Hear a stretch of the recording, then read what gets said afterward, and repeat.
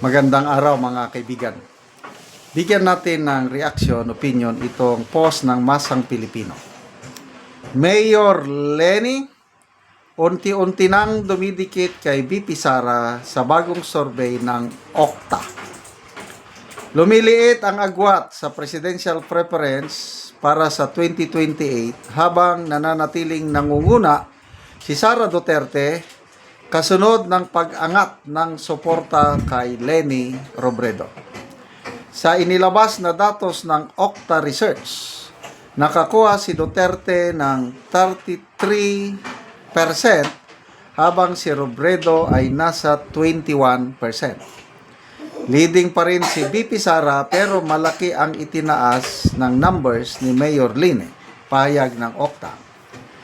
Ipinapakita ng resulta na kahit may malinaw pang lamang ang vice presidente, unti-unti nang naging kompetitibo ang laban na maaaring magpahiwatig ng pagbabago sa political momentum habang papalapit ang halalan. Okay.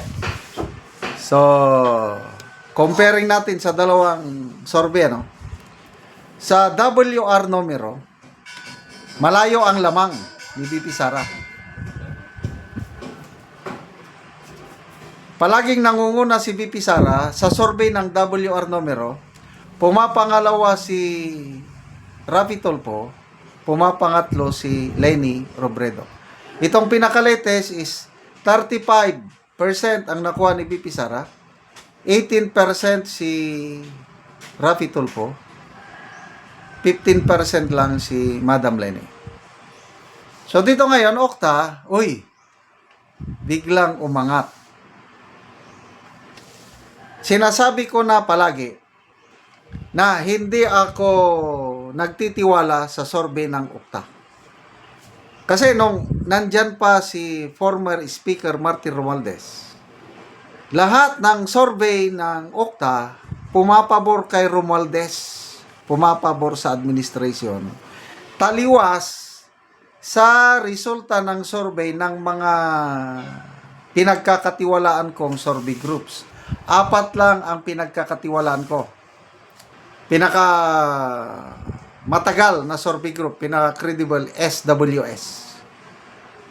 Pumapangalawa ang Pulse Asia. Nandyan ang WR numero at saka Publicos Asia. Ito yung mga credible. To me, ang non-credible, itong Okta, yung Tangery, yung RP Mission Development Incorporated plus iba pa. So, hindi ko alam ang nature nitong Okta na ito kung commission or non-commission survey. Kaya kung commission survey tayo at may nagbayad, alam niyo na. So, hindi ako masyadong maniwala ito. Okay, granting na totoo. So, ano ba? Mababago ba nila ang desisyon ni Madam Leni na tatakbo? Kasi so far ngayon, ang meron lang intention na tatakbo ay si Senator Risa Hontiveros at Senator Bam Aquino. Yan ang pambato ng Dilawan. Hanggang ngayon, malabo si Madam Leni. Kinukumbinsi ba? May isang pahayag ni ex-Senator Trillanes na ayaw na daw tumakbo si Madam Leni sa national position. And yan din ang tingin ko. Kasi sa ngayon, nakikita ko, ang focus ni Madam Leni is Naga. Dahil yung legacy nila sa Naga, to me, tingin ko maganda. Para silang mga Duterte ng Davao. Maganda ang naipundar nilang legacy doon at mas maganda para sa akin na mag-focus lang muna si Madam Leni sa Naga. Kasi sa ngayon, tatakbo siya, babanggain niya si VP Sara? I don't think so. Kasi wala sila sa poder, Hindi nila kayang talunin si BP Sara. Kaya, alam ko, mautak din yan si BP Lenny. Kaya, hindi siya tatakbo. Kaya yung kanyang numbers na yan, granting na totoo, 21%.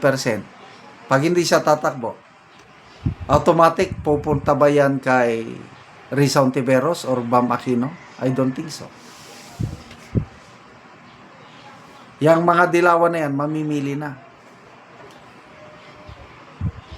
So, to me, as of now, wala pa ring makakatalong kandidato kay BP Sara. Kaya, sa House Committee on Justice ngayon, ginagawa ang lahat para masira nila ang credibility ni BP Sara sa pamamagitan ng kanilang mini trial sa ano. Oh. Tapos na si Madriaga, isusunod na naman nila si Trillanes. So, bring it on. Sino pa kaya after Trillanes? Sino pa kayang isusunod nila? Kahit anong gawin ng Dilawan, kahit anong gawin ng Marcos Jr., kahit sabihin natin magtagumpay pa sila na makonvict si BP Sara sa impeachment niya, makonvict no, disqualify. Kahit sinong i-recommend, i-endorse ni BP Sara, mananalo at mananalo pa rin.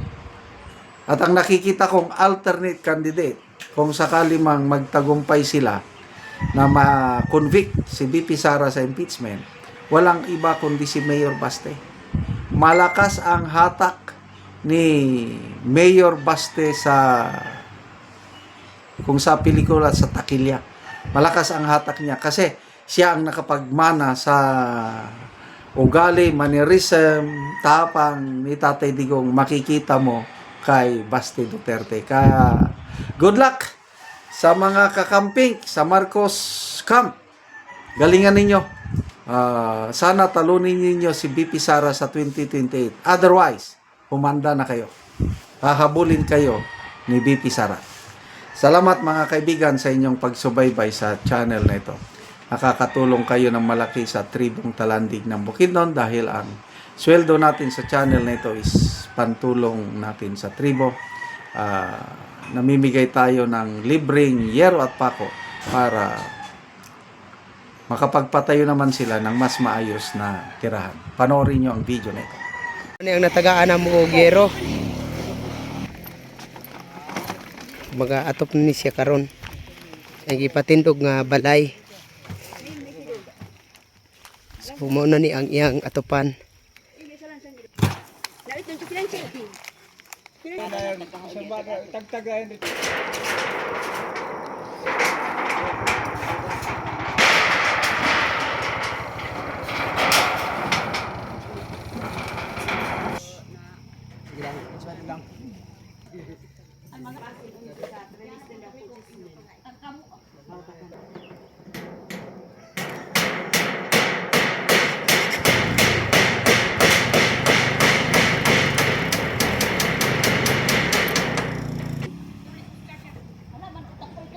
Ano tadi ba? Ano be?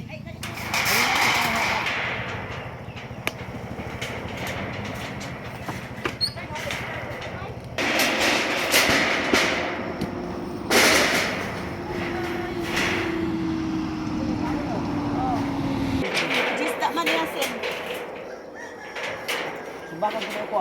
Sumbakan dai ko.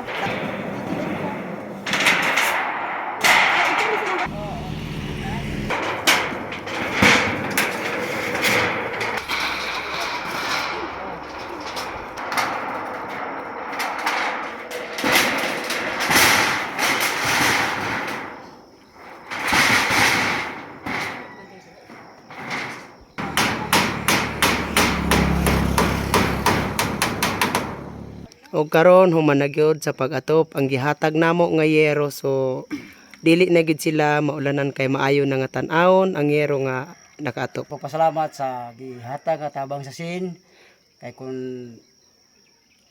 pagpalit lang sa atop lisod yun kay ang among paningkamot tama na gid sa kaon na biya kana at mga eskwela Dako gid akong pasalamat sa Ginoo nga naagi hinabang nga nakaabot nga tabang nga pinagi sa pagtabang sa usa ka tawo sa atok nga kuan kini ang gihatag sa moa. Ginoo nga labtan mi sa tabang kay wala man kita lain pasalamatan og naapay ta sa kalibutan kay ang kitang tawo wa man kita mahibok wa gid ang Ginoo. So salamat kaayo.